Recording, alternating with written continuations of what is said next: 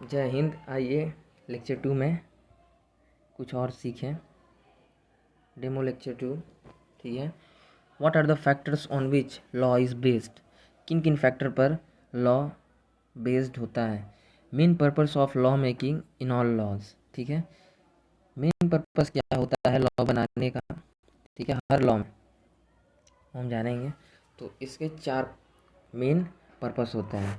पहला कि सेफ्टी, दूसरा सेफ्टी के लिए, पहला सेफ्टी के लिए, दूसरा बेनिफिट्स मिलना चाहिए, third not at the cost of others, fourth ethics. ठीक है। अब जैसे मान लीजिए हमने पिछले क्लास में देखा था सेफ्टी। सेफ्टी कैसे, ताकि कोई दोबारा आके अटैक ना करे, बम ब्लास्ट वगैरह ना हो। ठीक है। बॉर्डर का सिक्योरिटी के लिए। ठीक है। तो वो सारी चीज़ों को देखते हुए सेफ्टी कंसर्न से सेफ्टी के लिए लॉ बनाया जाता है। पर्पस वो होता है। ठीक है। दूसरा बेनिफिट मिलना चाहिए। बेनिफिट इन द सेंस कि जैसे भाई हमें जो भी बेनिफिट्स, भाई हम जो भी टैक्स वगैरह पे कर रहे हैं उसका हमें कुछ तो बेनिफिट मिलना चाहिए। तो जैसे इनकम टैक्स देते हैं, जीएसटी देते हैं। ठीक है। तो इन सब से गवर्नमेंट क्या करता है, डेवलपमेंट देता है। जैसे फ़्लाइट से आना जाना है तो कहीं हम जल्दी आना जाना है तो फ़्लाइट ले लेते हैं। ठीक है। रेलवेज़ का निर्माण किया ताकि ट्रेन के थ्रू आदमी एक जगह से दूसरे जगह जा सकते हैं। रोड्स का निर्माण हुआ। ठीक है। ताकि बस के थ्रू आदमी इधर उधर जा सके। ठीक है। जहाँ उसको ज़रूरत पड़े। ठीक है। तो बेनिफिट्स मिलना चाहिए। बेनिफिट्स तो एरोप्लेन, ट्रेन, रोड, बस, ये सब जो भी है, ये सारी चीज़ पब्लिक को बेनिफिट भी उस लॉ से मिलना चाहिए। वो भी चीज़ इसमें सेकंड पर्पस होता है। ठीक है। थर्ड पर्पस क्या है, not at the cost of others. इसमें हमारे सर एक स्टोरी सुनाए थे कि भाई गलती तुम्हारा तो तुम ही भरोगे। जैसे मान लो कि आप अपने नैनो कार से जा रहे हैं। ठीक है। नैनो आता है 1.5 लाख का गाड़ी, और मान लीजिए आप BMW का गाड़ी को ठोक दिए। ठीक है। तो आप क्या बोलेंगे कि भाई पूरा कार रख लो। ऐसे नहीं चलेगा। BMW का जो व्हील्स है ना, उसका जो फिटिंग का जो जगह आता है जहाँ पे व्हील्स को फिट किया जाता है, वहीं आता है 1.5 लाख में। तो भाई कैसे होगा ये, बराबर का टक्कर ही, बराबर का बात ही नहीं है ना। तुम गाड़ी छोड़ के चल जाओगे ऐसे कैसे, बड़ा गाड़ी है। तो इसीलिए भाई अगर गलती आप अपना नैनो से, ठीक है, आप अपना नैनो से BMW को ठोक दिए। ठीक है। तो अपना नुकसान करने का खामियाजा खुद तुम भरो। ठीक है। ये भी लॉ में कंसर्न रहता है। ठीक है। कहीं चोरी ना हो। ठीक है। तुम्हारा सेफ्टी, तुम्हारा बेनिफिट, तो फिर not at the cost of other. Safety आपका, बेनिफिट भी आपका, बट आपके कॉस्ट पे। ये नहीं कि दूसरे के कॉस्ट पे कोई और पेमेंट करेगा और आप जाके ठोक देंगे, इस टाइप का नहीं चलेगा। ठीक है। फोर्थ पॉइंट देखते हैं एथिक्स। एथिक्स में हमारे सर ने समझाया था कि a decision taken by wise mind, a decision taken by wise mind to decide what is right and what is wrong in a situation and acting according to situation is called ethics। जैसे आप कहीं, आपको कोई, मान लीजिए कि आप कहीं क्रिकेट खेल रहे हैं। ठीक है। वहाँ पे आपको कोई आया और विकेट, लड़ाई लड़ाई में क्या किया कि विकेट निकाल लिया, आप 50 मार दिए या फिर आप शतक मार दिए, और वो टीम गुस्सा हो गया। अब वो जानबूझ के अगर विकेट निकाल के, ठीक है, आपको मारा। ठीक है। तो आप क्या करेंगे, मारने के लिए अगर वो दौड़ जाएगा तो आप भागेंगे वहाँ से। ठीक है। भागना ही पड़ेगा और कोई उपाय नहीं है। फिर थोड़ा देर बाद आप भी रुके, दूसरा विकेट निकालें। वो भाई बहुत भाग लिए, हम क्या किए जो मेरे को दौड़ा रहा है, भाई हम तो शतक मारे, अपना टीम को जिताए। तो फिर अब भाई वो आपको मार देगा। ठीक है। अब देखिए 2 सिचुएशन है। ठीक है। मज़े मज़े में अगर वो आपको मार दिया, ठीक है, और आप मर गए, तो ये क्या है, अनएथिकल है। ठीक है। बट आप अगर सेल्फ डिफेंस के लिए मार दिए उसको, ठीक है, क्योंकि आप अगर नहीं मारेंगे तो वो आपको मार देता, तो अगर अपने सेल्फ डिफेंस के लिए मारे तो ये एथिकल है। ठीक है। अब देखिए एक और एग्जांपल के थ्रू आपको बताते हैं। जैसे गरीब बच्चा है, बहुत सारे बच्चों को हम भी देखे हैं हाँ यार, बट उतना हेल्प नहीं कर पाते हैं, लाइफ में करना चाहिए, ठीक है। अब जैसे देखो, अब जैसे कोई छोटा बच्चा है, उसको भूख लगा है, ठीक है। अब अगर एक छोटा बच्चा है और एक जानबूझ के कर रहा है, ठीक है, दो आदमी हैं, ठीक है। एक चोर है जिसको, भाई जिसे सब डरता है कि मेरा गहना ले गया, मेरा पॉकेट काट लिया, मेरा फ़ोन काट लिया। अरे भाई, वो भूखा होगा तो क्या करेगा, कहीं गया होगा, प्यार से बोला होगा तो प्यार से इंसान उसको कुछ खाने नहीं दिया होगा, तो भूख लगा होगा, तो भाई चोरी करके पैसा से ही यहाँ पे सब कुछ मिलता है इस दुनिया में, ये सच है। पैसा के बिना कोई किसी को नहीं देखता। हाँ, सिर्फ अगर वो लोग कुछ गलत कर दे तो भाई फिर उस टाइम में पूरा सब कोई झंडा लेके खड़ा हो जाता है, बट कोई किसी का हेल्प करने नहीं आता, ठीक है। तो अगर चोरी जानबूझ के किए तो अनएथिकल है। बट मान लो कोई बच्चा है जिसको भूख लगा है, तो वो चोरी किया, ठीक है, 3 दिन से 5 दिन से भूखा है, तो चोरी किया, तो वो क्या है, एथिकल है, ठीक है। तो एथिकल का मतलब ये कि सिचुएशन के अकॉर्डिंग, ठीक है,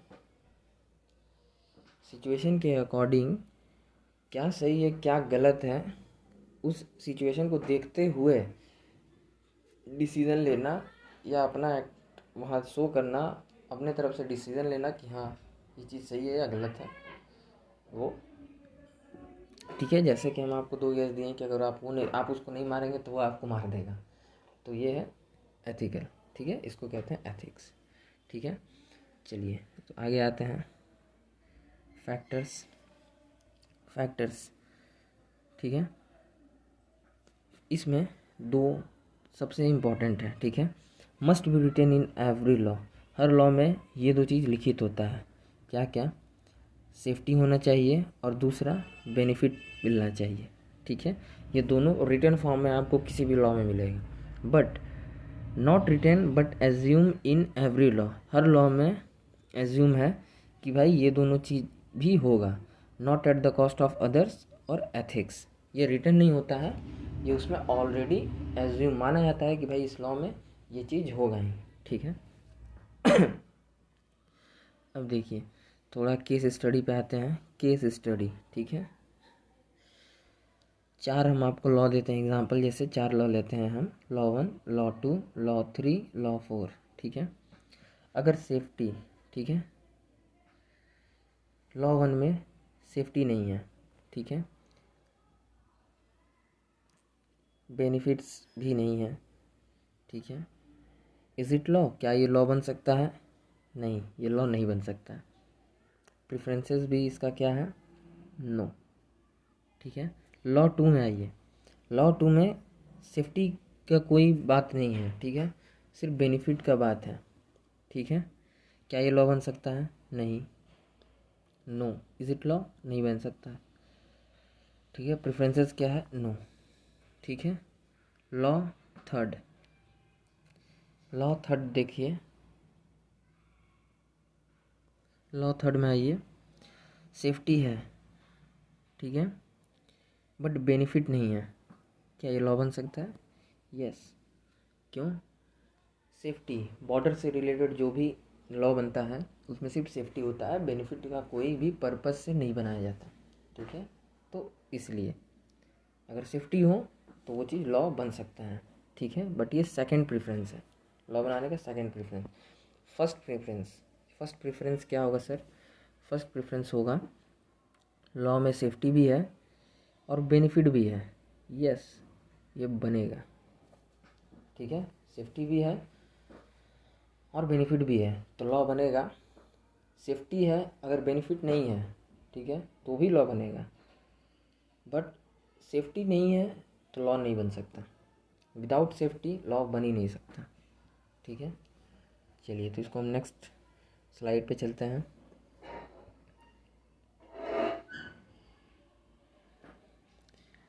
इंडिया में लॉ कैसे बनता है, how is law made in India, ठीक है। लॉ कैसे बनता है, first you have to know the types और कैटेगरी ऑफ लॉ, ठीक है। सबसे पहले हमको उसका कोई भी लॉ को समझने के लिए सबसे पहले ज़रूरी है कि हमको बेस समझना पड़ेगा, base of all law in India, ठीक है, basis of all laws in India, सारे लॉ का बेस कौन सा लॉ है, कहाँ से क्या बेसिस है, किसी भी लॉ को बनाने का बेस है constitution of India, one and only, Bharat का संविधान। ठीक है, तो देखिए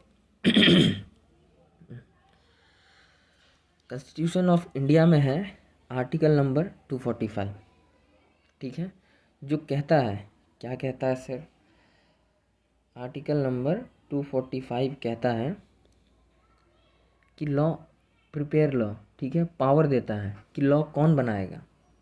ठीक है, कौन बनाएगा, ठीक है, पूरे इंडिया के लिए बनाएगा लॉ पार्लियामेंट। ठीक है, पार्लियामेंट किसके लिए लॉ बनाएगा सर, पूरे इंडिया के लिए बनाएगा।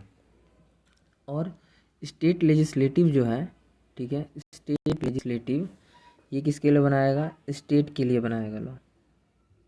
ठीक है, ये पावर दिया कौन, आर्टिकल नंबर 245। क्या पावर दिया, आर्टिकल नंबर 245 पावर दिया, क्या पावर दिया, पार्लियामेंट बनाएगा पूरे इंडिया के लिए, स्टेट लेजिस्लेटिव बनाएगा स्टेट के लिए। ठीक है, अगला चलते हैं। फिर है आर्टिकल नंबर 246। ठीक है, अब 245 में सिर्फ ये कहा गया कि पावर दिया गया, अब 245 में सिर्फ पावर दिया गया। अब 246 में 246, ठीक है, एक लिस्ट दिया भाई लॉ कौन कैसे क्या क्या टॉपिक के ऊपर लॉ बनाएगा, वो एक लिस्ट दिया। ठीक है, जो कि आर्टिकल 246 की क्या किया, कॉन्स्टिट्यूशन ऑफ इंडिया का आर्टिकल 246 शेड्यूल 7 में लिखा। ठीक है, शेड्यूल 7 में लिखवाया। ठीक है, टाइप्स ऑफ या कैटेगरीज ऑफ लिस्ट। ठीक है, लिस्ट लिखवाया कौन, शेड्यूल 7 कॉन्स्टिट्यूशन ऑफ इंडिया का। ठीक है, 3 चीज़ में इसको डिवाइड किया गया, union list, first list union list, ठीक है, second list state list, third list concurrent list. Union list किसको कहा जाता है, ठीक है, पूरे इंडिया पर जो लॉ लगेगा, ठीक है, पूरा इंडिया के लिए जो लॉ बनेगा और पूरे इंडिया पर लगेगा। ठीक है, example companies act 2013, फीमा 1999, income tax act 1961, ये सारा कहाँ है, पूरा इंडिया पे लगता है। ठीक है, स्टेट लिस्ट, और इसमें देखो टोटल नंबर ऑफ सब्जेक्ट जिन पर लॉ बन सकता है कितना है, 97 ऐसा सब्जेक्ट है, टॉपिक है, जिसके ऊपर यूनियन चाहे तो लॉ बना सकता है। ठीक है, 97 टॉपिक है, उसी सब टॉपिक से ये सारी एक्ट बना हुआ है, companies act, income tax act, FEMA 1999। ठीक है, चलिए तो आगे देखते हैं। यूनियन लिस्ट को यूनियन ऑफ इंडिया कहा जाता है क्योंकि ये एक इंडिया कैसे बना है, बहुत सारे स्टेट को मिलके बना है इसलिए। ठीक है, स्टेट लिस्ट में आइए, स्टेट लिस्ट में टोटल नंबर ऑफ सब्जेक्ट कितना है, टॉपिक जिसके ऊपर लॉ बना सकते हैं 66 है। ठीक है, जो पूरे स्टेट पर लगेगा। ठीक है, पूरे स्टेट के लिए बनेगा। ठीक है, जैसे देखिए एग्जांपल, गुटखा वाला लॉ महाराष्ट्र में है, सिर्फ महाराष्ट्र में गुटखा खाना बैन है, बाकी आप इंडिया में बिहार में अगर आप खा रहे हैं, चाहे आप दिल्ली में खा रहे हैं, तो ये मना नहीं है। ठीक है, लीकर वाला लॉ, जैसे गुजरात और बिहार में लीकर पीना बैन है, बट अगर वही चीज़ आप दिल्ली में आए, दिल्ली में कर रहे हो, पी रहे हो लीकर, तो कोई भी बैन नहीं है। ठीक है, सिंगल कोऑपरेटिव सोसाइटी। ठीक है, तो ये जो भी चीज़ है सिर्फ स्टेट पे लगता है। ठीक है, बनाता भी कौन है, स्टेट गवर्नमेंट। ठीक है, स्टेट गवर्नमेंट बनाएगा, स्टेट पर लागू होगा, सिर्फ स्टेट पे। और टॉपिक कितना है टोटल, 66। ठीक है, बनाता कौन है, स्टेट लेजिस्लेटिव। ठीक है, अब देखिए कंकरेंट लिस्ट। ठीक है, कंकरेंट लिस्ट में कितना टॉपिक है? 47 सब्जेक्ट हैं जिन पर लॉ बनाया जा सकता है। 47 टॉपिक है, ठीक है, जिस पर लॉ बनाया जा सकता है। ये कैसे बनता है? दोनों मिलकर डिसाइड कर सकते हैं, ठीक है। जैसे आप एग्जांपल देखे होंगे जीएसटी का, जीएसटी 2017, ठीक है, सीजीएसटी, एसजीएसटी, ठीक है, सेंट्रल को जीएसटी दो, स्टेट को जीएसटी दो, ठीक है। इसमें जो भी कंकरेंट लॉ होता है उसमें few powers with state changes के लिए थोड़ा सा पावर स्टेट के पास भी होता है, उसमें वो चाहे तो चेंज करवा सकता है, ठीक है। कंकरेंट लिस्ट वाले के थ्रू जो भी लॉ बनता है वो सबसे पहले central process, parliament central process से पास होता है, फिर स्टेट लेजिस्लेटिव से पार होता है, ठीक है, तब जाके वो बनता है लॉ, ठीक है। आइए तो हम चलते हैं अगले पे, ठीक है।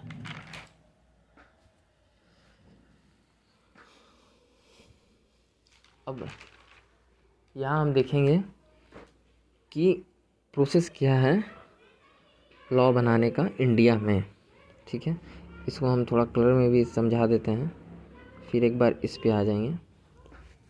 आइए, process to prepare law in India, ठीक है। प्रोसेस क्या है लॉ को प्रिपेयर करने का इंडिया में, ठीक है। तो यहाँ सर दो प्रोसेस हैं।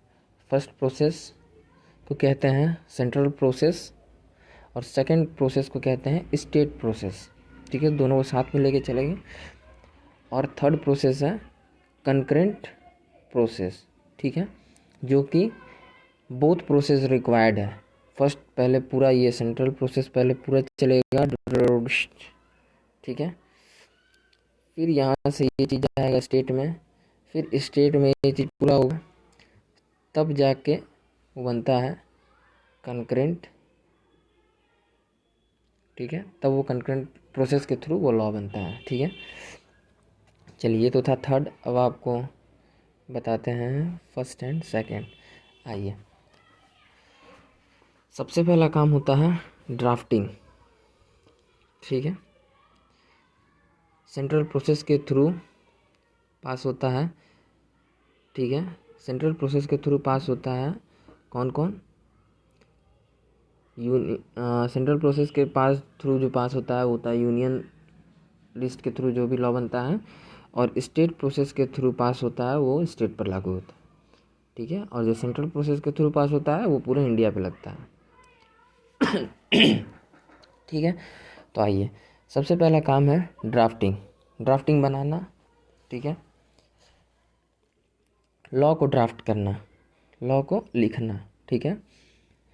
तो यूनियन, तो इसमें देखिए स्टेट प्रोसेस के थ्रू स्टेट लॉ को ड्राफ्ट किया जाता है, सेंट्रल प्रोसेस के थ्रू यूनियन लॉ ड्राफ्ट होता है और कंकरेंट लॉ ड्राफ्ट होता है, ठीक है। चलिए, तो ये था फर्स्ट प्रोसेस। इसके बाद अगला प्रोसेस इंट्रोडक्शन, ठीक है, लॉ को इंट्रोड्यूस करना, ठीक है। अगर सेंट्रल प्रोसेस के थ्रू वो होता है, अगर सेंट्रल प्रोसेस के थ्रू कोई लॉ बनता है तो वो इंट्रोड्यूस होता है पार्लियामेंट में, ठीक है, और स्टेट प्रोसेस के थ्रू कोई लॉ बनता है तो वो होता है स्टेट लेजिस्लेटिव में, स्टेट लेजिस्लेचर में, ठीक है। इंट्रोड्यूस होता है, बना नहीं है, अभी सिर्फ इंट्रोड्यूस हुआ है कि हाँ भाई ऐसा ऐसा लॉ आने वाला है पार्लियामेंट में और स्टेट लेजिस्लेटिव में, ठीक है। उसके बाद देखिए, इसके बाद बनता है फर्स्ट रीडिंग होता है, फर्स्ट टाइम लॉ को पढ़ना। अगर आप सेंट्रल प्रोसेस के थ्रू लॉ बना रहे हैं तो वो चीज़ कहाँ पढ़ा जाएगा सर?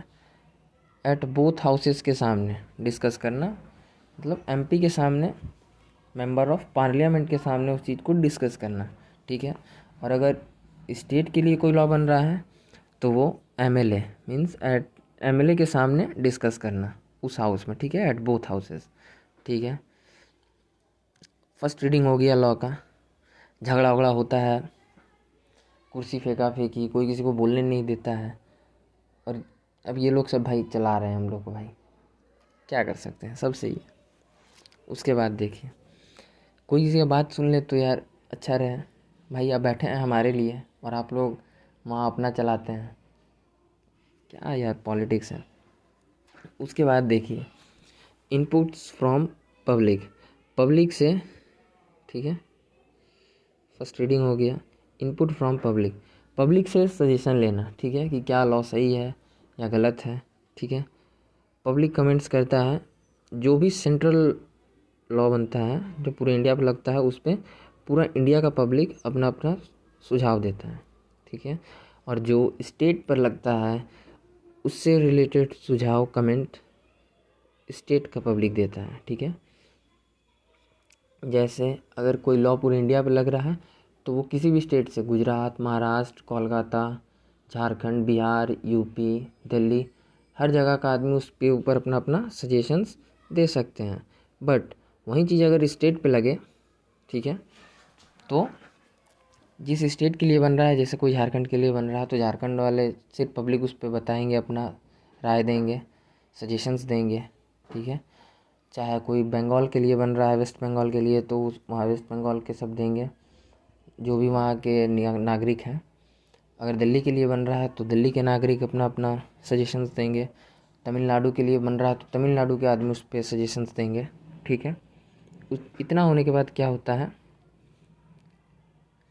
डिस्कशन होता है, डिस्कशन बाय कमेटी, ठीक है। स्टैंडिंग कमेटी का निर्माण होता है, ठीक है, पब्लिक कमेंट को एडजस्ट करने के लिए, क्योंकि पब्लिक तो भाई कुछ भी बोल देगा। अब वो उसको सुधारने के लिए उस कमेंट को ले करके उसमें कुछ एडजस्टमेंट करने के लिए कमेटी का गठन होता है, ठीक है। अगर सेंट्रल के लिए होगा तो कमेटी का गठन इधर भी होगा, ठीक है, on the basis of central. और अगर स्टेट तो वो बनेगा, अगर कोई इंडिया के लिए पूरे लॉ बन रहा है तो उसको कहेंगे सेंट्रल कमेटी, ठीक है, सेंट्रल कमेटी। और अगर कोई स्टेट के लिए बनेगा तो उसको कहेंगे स्टेट कमेटी। स्टेट का जो पब्लिक लोग जो भी कमेंट किया उसको एडजस्ट करने के लिए, ठीक है। एग्जाम्पल, कंपनीज एक्ट को बनाने के लिए 3 कमेटी का गठन किया गया था, ठीक है। चलिए तो आगे बढ़ते हैं।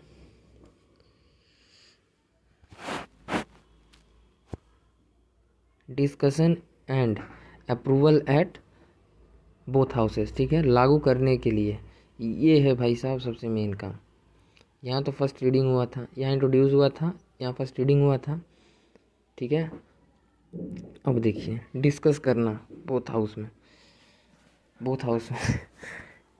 यहाँ तो भाई तगड़ा झगड़ा होता है, ठीक है।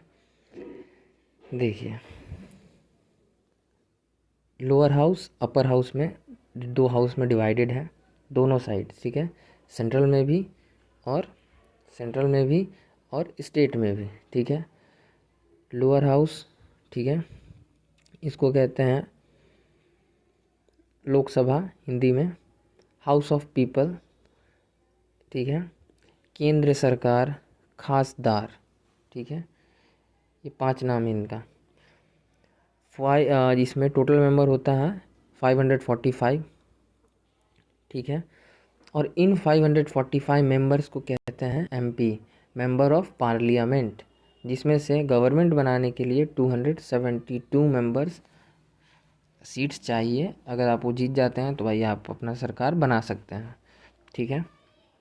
अभी पार्लियामेंट का सरकार कौन है, बीजेपी अभी फ़िलहाल वो है, ठीक है। और इसके बाद अगर यहाँ से ये चीज़ पास हुआ तो वो जाता है अपर हाउस में, means Rajya Sabha, house of state council, ठीक है। इसमें टोटल मेंबर्स 245 होता है, जिसमें अगर 123 मेंबर आपका है तो आप राज्यसभा से भी कोई भी लॉ पास करवा सकते हैं।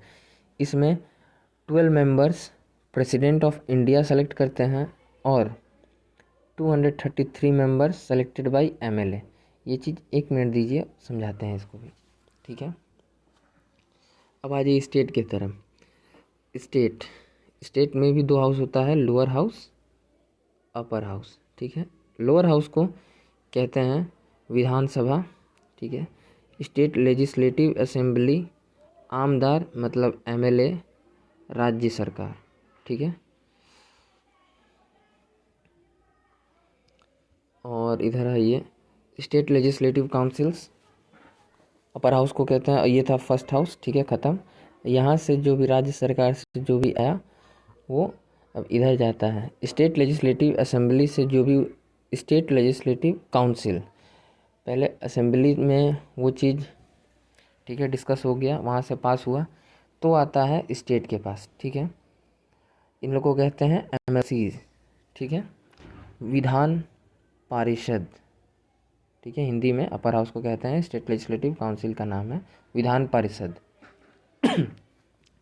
अब देखिए, ये जो राज्य सरकार में जिसका हम,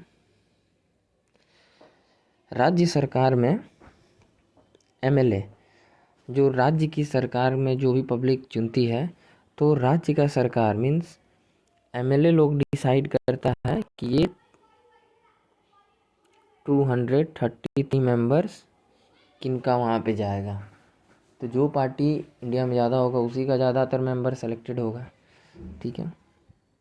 तो वो लोग वहाँ से आता है राज्यसभा, ठीक है। ऐसे होता है राज्यसभा का निर्माण, ठीक है। चलिए, इतना हो गया। राज्यसभा से कोई भी लॉ पास करने के लिए 123 मेंबर्स अगर आपका हो तो आप इजीली पास कर सकते हैं। 123 वोट्स आपको चाहिए, ठीक है, आउट ऑफ 245, ठीक है। अब यहाँ से आइए अगले स्टेप पे चलते हैं। अप्रूवल बाय प्रेसिडेंट और गवर्नर, ठीक है।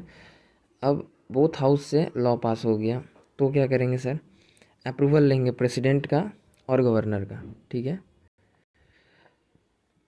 प्रेसिडेंट लॉ को असाइन करेंगे, ठीक है, वो लॉ जो सेंट्रल पूरे इंडिया पे लगेगा, और गवर्नर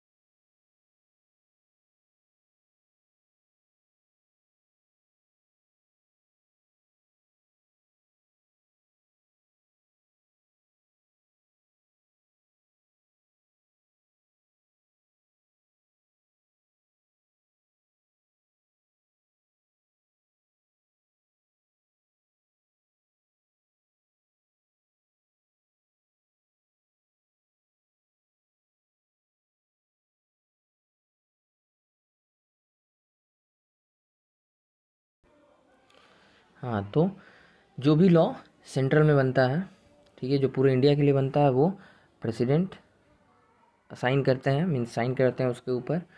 और जो लॉ स्टेट के लिए बनता है वो गवर्नर ऑफ स्टेट, गवर्नर जो स्टेट में होते हैं, ठीक है, वो साइन करते हैं, ठीक है। प्रेसिडेंट या गवर्नर, ठीक है, या तो लॉ को एक्सेप्ट करके साइन करेंगे या रिजेक्ट भी करेंगे, तो सिर्फ एक बार रिजेक्ट कर सकते हैं।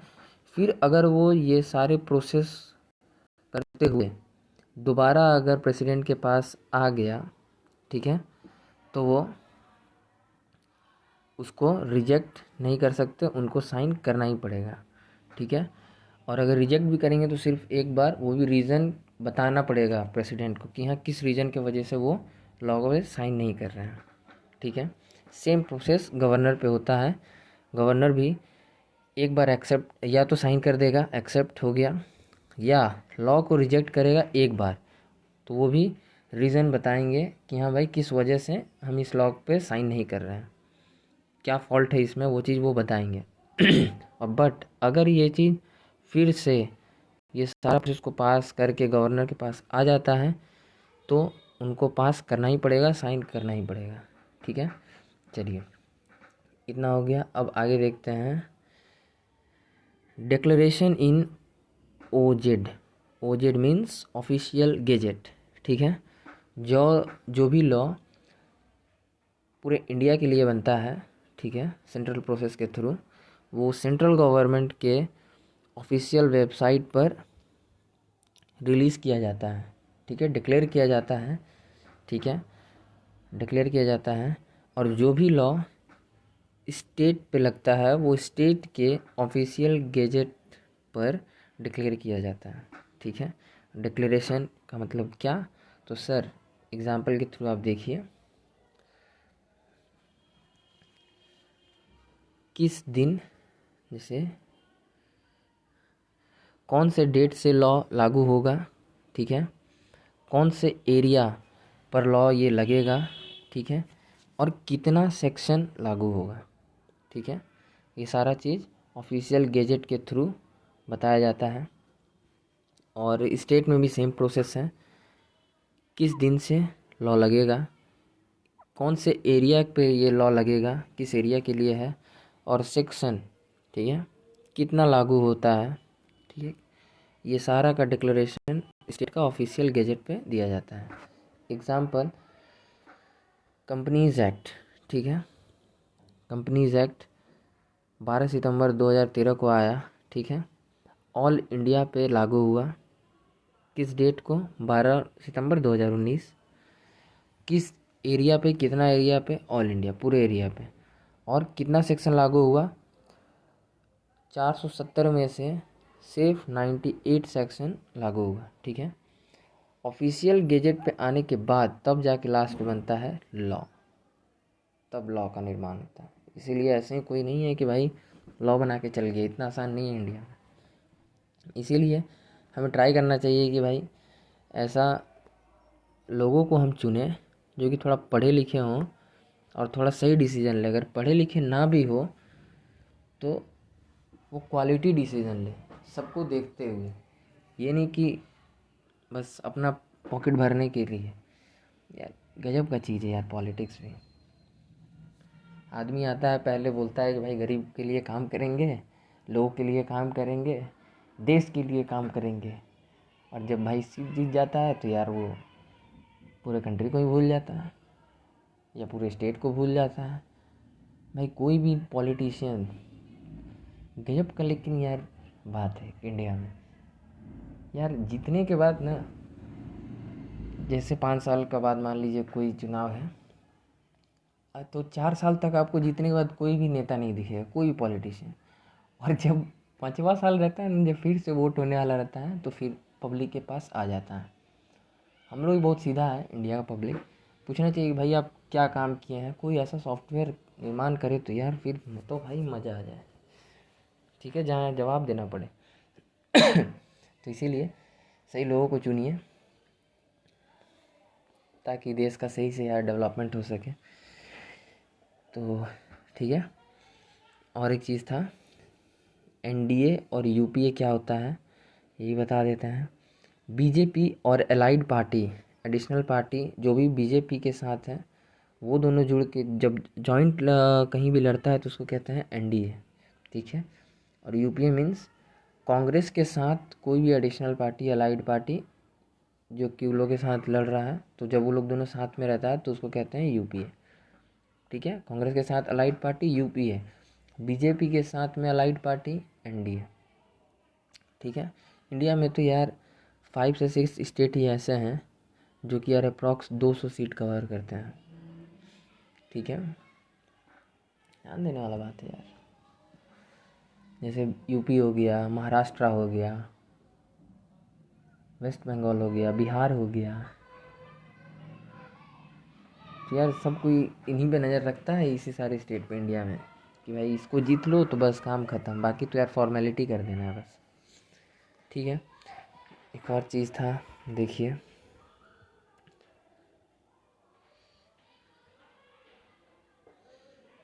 स्टेट लॉ जो बनता है वो 28 स्टेट के लिए बनता है सिर्फ। ठीक है, जो इंडिया में अभी तक 28 स्टेट्स हैं, और 9 क्या है, यूनियन टेरिटरी है, यूनियन टेरिटरी। ठीक है, यूनियन टेरिटरी पे कंट्रोल होता है किसका, सेंट्रल गवर्नमेंट का कंट्रोल होता है। ठीक है, तो उसके लिए भी लॉ कौन बनाता है, सेंट्रल गवर्नमेंट। यूनियन टेरिटरी के लिए लॉ कौन बनाएगा, सेंट्रल गवर्नमेंट। ठीक है, वो ही लोग कंट्रोल करता है। ठीक है, तो एक बार और बता देते हैं प्रोसेस। ड्राफ्ट करना, लॉ को लिख देना। इंट्रोड्यूस, लॉ को इंट्रोड्यूस करना फर्स्ट टाइम दोनों हाउस में। ठीक है, एमपी और एमएलए के सामने लॉ को पढ़ना, पब्लिक से सजेशन लेना। ठीक है, क्या सही है क्या गलत है।